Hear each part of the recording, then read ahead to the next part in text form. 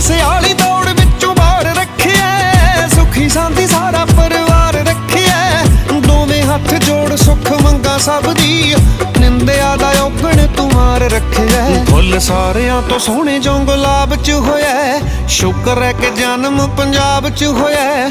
ਇੱਜ਼ਤਾਂ ਦੀ ਨਿਗਾਹ ਨਾਲ ਸਾਰੇ ਵੇਖਦੇ, ਭਾਗਾਂ ਵਾਲੀ ਨਾਲ ਬਾਹਰ ਜਦੋਂ ਜਾਨਾ ਮਾਲਕਾ। ਹਾਓ ਦੁਨੀਆ ਨੇ ਮਾਰਿਆ ਸੀ ਤਾਨਾ ਮਾਲਕਾ, ਮੂਹਰੇ ਲਾ ਕੇ ਰੱਖਿਆ ਜ਼ਮਾਨਾ ਮਾਲਕਾ।